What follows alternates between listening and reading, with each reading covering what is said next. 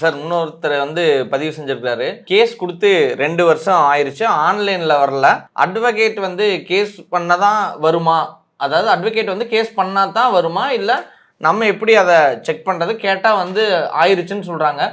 2 வருஷமா வாய்தாக்கும் கூப்பிடல. இத நான் எப்படி சார் செக் பண்றது? என்ன எனக்கு அடுத்து நான் ஃபார்வர்ட் பண்றது? அப்படின்னு ஒரே குழப்பத்துல இருக்கிறாரு. பொதுவா ஆன்லைன் ஸ்டேட்டஸ் நம்ம எப்படி செக் பண்ணிக்கிறது சார்? பொதுவா ஹைகோர்ட், டிஸ்ட்ரிக்ட் கோர்ட்டு, அப்புறம் இந்த ட்ரையல் கோர்ட்டு இதெல்லாம் கோர்ட் சிஸ்டம் இருக்கு. அந்த court system national judicial data கிரிட்னு சிஸ்டத்தின் கீழே கமிட்டி ஃபார்ம் பண்ணியிருக்காங்க. அந்த கமிட்டி இதெல்லாம் நிர்வாகம் பண்றாங்க. சுப்ரீம் கோர்ட் ஆஃப் இந்தியாவில் வழிகாட்டுதல் பேரில் அது நீங்கள் எந்த ஒரு கேஸ் நீங்கள் ஃபைல் பண்ணாலும் எந்த ஒரு இடத்துலையுமே உங்களுக்கு கோர்ட்ஸில் கண்டிப்பாக வரும். 99.9% வந்துடணும். ஓகே, அதில் எங்கேயாவது ஒரு இடத்துல 100 கேஸுக்கு ஒரு கேஸ் எரர் வர்றதுக்கு வாய்ப்பு இருக்குது. ஆனால் அந்த ஒரு கேஸையே நம்பி நம்ம இப்படி இருக்குமோ அப்படின்னு நம்பிட்டு இருக்க தேவையில்லை. அதனால் முதல்ல அவர் உண்மையிலே ஃபைல் பண்ணாரான்னு தெரிஞ்சுக்கிங்க. ஓகே, தெரிஞ்சுக்கிட்டு அதுக்குண்டான ஆவணங்களை கேட்டு பெறலாம். சார் அதான் சார், ஒரு அட்வொகேட் இப்படி ஃபைல் பண்ணாரு அப்படின்றத ஒரு எண்ட் யூசர் எப்படி சார் தெரிஞ்சுக்க முடியும்? முதல்ல நீங்கள் வக்காலத்து ஃபார்ம் கையெழுத்து போட்டு உங்கள் சார்பாக அவர் அப்பியர் ஆகலான்னு இது பண்ணணும். ரெண்டாவது blind copy, blind or complaint, okay, அந்த காப்பி வாங்கி வச்சுக்கணும், இந்த பெட்டிஷன் காப்பி.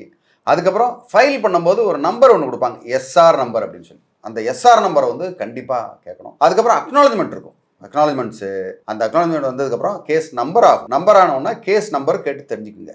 கேஸ் நம்பர் மட்டும் தெரிஞ்சுக்கிட்டாம வரிசையாக இந்த டீட்டெயிலாம் எல்லாத்தையும் நீங்கள் ஒரு கேஸ் பண்டில் வச்சுக்கிட்டு அவங்க இப்போ என்ன ஸ்டேஜ், முதல் ஸ்டேஜ் என்ன, செகண்ட் ஸ்டேஜ் என்னன்னு கேட்டு நீங்கள் தெரிஞ்சிக்க வேண்டியது உங்களோட கடமை. கொடுத்துட்டேன் அவர்கிட்ட, அவர் எல்லாத்தையும் பார்த்துக்குவார் அட்வொகேட் அப்படின்னு இருக்கிறது முதல்ல தப்பு. அந்த மாதிரி இருக்கவே கூடாது. இத்தனை டீட்டெயில் கேட்டு வச்சுக்கிறது தான் ரொம்ப புத்திசாலி. சரிங்க சார், எனக்கு இன்னொரு டவுட். ஒருவேளை அந்த அட்வொகேட்டு 2 வருஷமா கேஸ் ஃபைல் பண்ணாமலே பண்ணிட்டேன் அப்படின்னு சொல்றாருன்னு வச்சுக்கலாம். இப்போ இந்த இடத்துல அவர் மேலேயும் கேஸ் போட முடியுமா? 100க்கு 100 கேஸ் பண்ண முடியும். அதில் செக்ஷன் 420 ஐபிசி பழசு இருக்கு இல்லையா, அது இப்போ 318 பிஎன்எஸ்ல cheating, dishonesty, inducing delivery of property, okay, இவங்களோட சொத்துக்கள், ஓகே, அதெல்லாம். ரெண்டாவது criminal breach of trust BNS 316ல வரும். பப்ளிக் சர்வெண்ட்டு, ஏஜென்ட்டு, லாயரு, யாராவது இருக்கலாம். அதனால் இந்த வழிகாட்டுதல் bar council of India rules இதை மாதிரி தான் சொல்லுது. ஒரு கிளைண்ட்டுக்கிட்ட கரெக்டான கம்யூனிகேஷன் இதெல்லாம் கொடுக்கணும். ஸோ இந்த மாதிரி ஒரு வழக்கை பதிவு பண்ணாமலே பதிவு பண்ணிட்டோன்னு சொன்னால் கண்டிப்பாக அது ஒரு மோசடி தான். ஒரு வழக்கறிஞராக இருக்க ஒருத்தருக்கு இது ஒரு ஒழுக்க குறைவுன்னு தான் சொல்லணும். ஸோ இதை பார் கவுன்சிலில் புகார் கொடுத்தா கண்டிப்பாக அவர் மேலே ஒரு சஸ்பெண்ட் ஆர்டரோ இல்லை டிஸ்மிஸல் ஆர்டரோ கூட நீங்கள் வாங்க முடியும். அதனால் தைரியமாக அதில் நீங்கள் முன்னாடி நிற்கலாம். அதுக்கு ஐயோ அட்வொகேட்னா இன்னொரு அட்வொகேட் வரமாட்டாங்களா அப்படின்னு பயப்பட வேண்டிய அவசியம் இல்லை. அட்வொகேட்ஸ் பல பேர், நிறைய பேர், பெரும்பான்மையோ இந்த மாதிரி ஒரு அட்வொகேட்டுக்கு எதிராக வழக்கு பதிவு செய்யணும், கண்டிப்பாக உங்களுக்கு உதவி செய்வாங்க. அதில் டவுட்டே கிடையாது.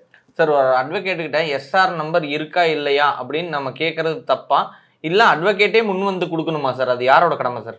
ஆக்சுவலி அட்வொகேட்டே ஒவ்வொரு தடையுமா அப்டேட் பண்ணணும். பட் பல நேரங்களில் அந்த வேலை பளு காரணமாக நிறைய பேரால் அது கொடுக்க முடியறது இல்லை. ஒரு நிறுவனங்கள் மட்டும்தான் கொடுக்குது. இப்போ லா ஃபார்ம்ஸ் அவங்கவுங்க அப்டேட் பண்ணுவாங்க.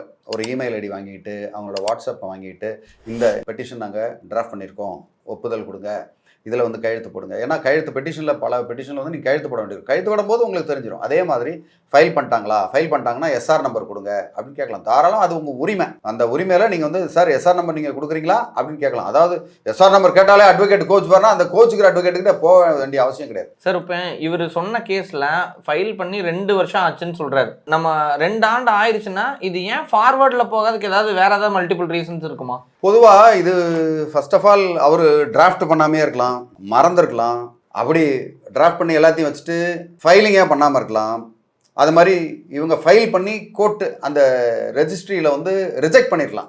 ஏன்னா அதில் சமயத்தில் பார்த்தீங்கன்னா வக்காலத்தில் கையெழுத்து இல்லாமல் கொடுத்துருவாங்க, மறந்து போய். அதுக்கப்புறம் சரியான கிரவுண்ட்ஸ் போடாமல் கொடுத்துருவாங்க. ஜூரிஸ்டிக்ஷன் தப்பாக கொடுத்துருவாங்க. இப்போ ஒரு கோர்ட்டில் பூந்தமல்லி கோர்ட்டில் பண்ணுறதுக்கு பதில் அம்பத்தூர் கோர்ட்டுக்கு போய்ட்டு பூந்தமல்லி பண்ணாங்க, கண்டிப்பாக அதை ஃபைல் பண்ண மாட்டாங்க.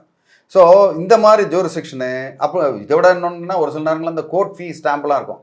அந்த கோர்ட் ஃபீ ஸ்டாம்பு 10 ரூபா 20 ரூபா தான் இருக்கும். அதை கட்டாமல் விட்டுருப்பாங்க. அதனால் வருஷக்கணக்காரங்க இவங்க போய் பார்த்துருக்க மாட்டாங்க. ஸோ இந்த மாதிரி காரணங்களால் ரிட்டர்ன் ஆகிருந்ததுன்னா அது பண்ணியிருப்பாரு, ரிட்டர்ன் ஆகிருக்கும். அது கவனக்குறைவு தான் அவங்களோட. அதை கண்டிப்பாக அவங்க பார்த்தே தான் ஆகணும். சார், இப்போ கோர்ட்ஸ் போர்ட்டல் இருக்குது, அதில் ஃபைல் நம்பர் இல்லை. இப்போ நம்ம என்ன சார் செய்யலாம்? கண்டிப்பாக அந்த வழக்கறிஞர்கிட்ட போய் ஐயா இதெல்லாம் இல்லை, இந்த பார் இந்த கேஸ் உனக்கு இந்த மாதம் கொடுத்துருக்கேன், இது இல்லை அப்படின்னு சொல்லிட்டு ஒன்று ஜெனியூனா அவரா இல்லைனா அவரோட ஜூனியரா இல்லை வேற யார் தப்பு பண்ணாங்கன்னு நீங்கள் வந்து பார்க்கலாம். அந்த அறிவு கண்டிப்பாக வேணும். அப்படி இல்லை, அப்படி சொல்லியும் அவர் வந்து செய்ய முடியல, அந்த அட்வொகேட்டை பண்ண முடியலன்னா நீங்கள் வந்து அவங்ககிட்ட கட்டை வாங்கிட்டு இன்னொரு அட்வொகேட்டை பார்க்குறது பெட்ரு. அதுக்கு முன்னாடி வேற ஒரு அட்வொகேட்டுக்கிட்ட ஒரு ஒப்பீனியன் வாங்குறது நல்லது. இந்த அட்வொகேட் வந்து கரெக்டாக தான், ஏன்னா அவங்களுக்கு ஒரு சிலது ஆக்சஸ் இருக்காது. ஆக்சஸ் இல்லாத பட்சத்தில் வேற ஒரு அட்வொகேட்டுக்கிட்ட இந்த அட்வொகேட் பண்ணது சரியா தவறா, இது வந்து காமனா அப்படின்றது வந்து தெரிஞ்சுக்கலாம். ஏன்னா பல்வேறு பிரச்சனைகள் இருக்கு, பல்வேறு பிரச்சனை, ஒரு சில தான் உண்மையிலேயே அது வந்து லேட் ஆகும். அதனால அது சரியா தவறான்னு பார்த்துக்கிட்டு அடுத்த செகண்ட் ஒப்பீனியன் வாங்கிக்கிட்டு அடுத்த அட்வொகேட்டை பார்க்கலாம். இல்லை செகண்ட் ஒப்பீனியனில் வந்து இவர் ஓகே தான் அப்படின்னு சொன்னாங்கன்னா அவர் மூலியமாகவே பொறுமையாக நிதானமாக அவர்கிட்ட ஒன்று கேட்டு அதை செய்கிறது நல்லது. சார் இப்போ சேஞ்ச் ஆஃப் அட்வொகேட் ஒரு பக்கம் இருந்தாலும் ஃபைல் பண்ணாமலே இவர் நம்மகிட்ட கோர்ட் ஃபீஸ் வாங்கியிருக்கிறாரே, இதுக்கு நம்ம என்ன சார் நடவடிக்கை எடுக்க முடியும்? கண்டிப்பாக ஃபைல் பண்ணாமல் அந்த மாதிரி கோர்ட் ஃபீஸ்லாம் வாங்கி பண்ணாமல் இருந்தாலும் அது மோசடியில் தான் வரும். அதனால் அதெல்லாம் வந்து ரிட்டர்ன் வாங்கிக்கலாம். நீங்கள் ஒரு பெட்டிஷன் ட்ராஃப்ட் பண்ண கொடுக்குறீங்க, ட்ராஃப்ட் பண்ணிட்டாரு, ரைட்டு, ஓகே, மற்றதெல்லாம் ஓகே. இப்போ தனியாக அவர் என்ன பண்ணுவார், கோர்ட் ஃபீக்கு தனியாக கொடுப்பாங்க, இவ்வளோ தான் கோர்ட் ஃபீ, அதுக்கு முன்னாடி எக்ஸ்பென்சஸ் இவ்வளோ. கோர்ட் ஃபீயை கட்டலை, கோர்ட் ஃபீ ரெசிப்ட் கண்டிப்பாக வாங்கணும். அப்படி இல்லை அப்படின்னா தாராளமாக அவங்ககிட்ட ரிட்டர்ன் நீங்கள் கேட்கறதுக்கு உண்டான எல்லா வித உரிமையும் இருக்குது. கொடுக்கலன்னா பார் கவுன்சிலே கம்ப்ளைண்ட்டே பண்ணலாம், ஒன்றும் தப்பே கிடையாது. சார் இப்போ வந்து கேஸ் ஃபைல் பண்ணியாச்சு அப்படின்னா நமக்குன்னு ஒரு ஹியரிங் டேட் கொடுப்பாங்களா சார்? இல்லை ஏதாவது ஒரு அப்டேட் அப்படின்னா நம்ம எங்கே போய் செக் பண்ணிக்க முடியும் சார்? அதையா? ரொம்ப சிம்பிள், இ கோர்ட்ஸ் போர்ட்டல் இருக்குது. இ கோர்ட்ஸ் போர்ட்டல் ஆன்லைன்லேயும் இருக்கும், வெப்சைட் அந்த மாதிரி இருக்கும், அதே மாதிரி உங்களோட மொபைல் ஆப்லேயும் இருக்கும். இ கோர்ட்ஸ்னு பேர் இருக்குது. அதில் வந்து சிஎன்ஆர் நம்பர்னு இருக்கும். அந்த சிஎன்ஆர் நம்பரை போட்டால் அதில் என்னென்ன ஸ்டேஜில் அட்வொகேட் அப்பியர் ஆனாங்களா ஆகலையா, ஆப்ஷன்னா ஆப்ஷன் வரும் அப்படின்ற எல்லா டீட்டெயிலும் இருக்கும். அதை வந்து நீங்கள் க்ளீனாக மொபைல் ஆப்பில் செக் பண்ணிக்கலாம், விரல் நுனியில் ஒரு நிமிஷத்தில் பண்ணிடலாம். அது இன்ஃபேக்ட் ஒரு கேஸ் தான் உங்களுக்கு இருக்கும். ஒரு கேஸ்னால் நீங்கள் தேட வேண்டிய அவசியம் இல்லை, அந்த சிஎன்ஆர் நம்பர் மட்டும் வாங்கிக்கோங்க. ஃபைல் பண்ணால் உடனே சிஎன்ஆர் நம்பர் வாங்கிக்கோங்க, அதை வச்சு நீங்களே பார்த்துக்கலாம். சார் இப்போ இதில் இந்த கேஸில் வந்து 2 வருஷமா என்ன ஸ்டேட்டஸ்னு கூட தெரிஞ்சுக்கல, இது எப்படி சார் நம்ம வந்து போய் தெரிஞ்சுக்கிறதுக்கு இதுக்கு என்ன தீர்வு சார்? இது இவ்வளோ நேரம் சொன்ன மாதிரி ஆப்பில் பார்த்துக்கலாம், இ கோர்ட்ஸ் ஆப்பு. அப்படி இல்லைனா ஆர்டிஐயில் போட்டு கூட கேட்கலாம்.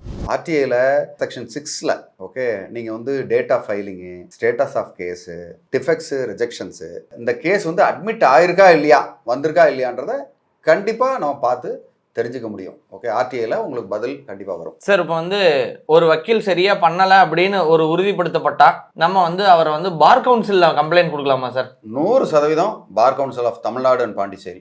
ஓகே, அவர் வந்து இங்கே பதிவு பண்ணி இங்கே ப்ராக்டிஸ் பண்ணிக்கிட்டு இருக்காரு, தமிழ்நாடு அண்ட் பாண்டிச்சேரியில் பண்ணிக்கிட்டு இருக்காருன்னா bar council of Tamil Nadu and பாண்டிச்சேரியில் ஒரு கம்ப்ளைண்ட்டை கொடுத்து இந்த மாதிரி ஒரு குற்றம் நடந்து எவிடன்ஸோட, சும்மா ஏதோ ஒரு ஏனதானம் பண்ணாமல் அவங்க கொடுக்குற அந்த ஃபார்மெட்டில், ஒரு ஃபார்மெட் ஒன்று இருக்கும், அந்த ஃபார்மெட்டில் கரெக்டாக அவருடைய டீட்டெயில் ஃபுல்லாக போட்டு கொடுத்தீங்கன்னா துரிதமாக நடவடிக்கை எடுப்பாங்க. அதில் ஒரு சந்தேகம் கூட கிடையாது. சார் இந்த மாதிரி ஏதாவது பிரச்சனை அப்படிங்கிற நபர்கள் உங்களோட தொடர்பு கொண்டா நம்ம வந்து ஒரு சிஸ்டமேட்டிக்காக அவங்களுக்கு பண்ணி தர முடியுமா? கண்டிப்பாக பண்ண முடியும். அதை உதவி செய்கிறதுக்கு நம்ம காத்துக்கிட்டு இருக்கோம். என்னென்ன அட்வொகேட்டுக்கே எதிராக பண்ணுவாங்களா? ஒன்றும் அதெல்லாம் அதுக்கும் இதுக்கும் சம்மந்தமே கிடையாது. இவர் ஒரு கிளைண்ட்டு, இன்ஃபேக்ட் எங்களுக்கு வந்து அட்வொகேட் கிளைண்ட்ஸே நிறையா இருக்காங்க. அதே மாதிரி அட்வொகேட்டுக்கு எதிரான பீப்புள் கம்ப்ளைண்ட் கொடுக்குறோம், அந்த கிளைண்ட்ஸும் இருக்கிறாங்க. ஸோ அதெல்லாம் வந்து எங்களுடைய தொழில் தர்மம். ஒருத்தவங்களுக்கு ஒரு குற்றம் நடந்ததுன்னா அது எவருக்கு எதிரானாலும் சரி, யாருக்கு எதிரானாலும் கண்டிப்பாக நம்ம உங்களுக்கு உதவி செய்வோம். அதை பற்றி கவலையப்பட வேண்டாம். டிஸ்கிரிப்ஷனில் என்னுடைய ஃபோன் நம்பர் இருக்குது, எங்கள் வெப்சைட் இருக்குது, நீங்கள் எல்லாம் கமெண்ட் பண்ணி கூட கேட்டுக்கலாம். ரொம்ப பர்சனலாக இருந்தால் எனக்கு வாட்ஸ்அப் மெசேஜ் கூட பண்ணி அந்த டீட்டெயிலை கேட்டுக்கலாம். ஒன்றும் கவலை வேண்டாம். நன்றி, வணக்கம்.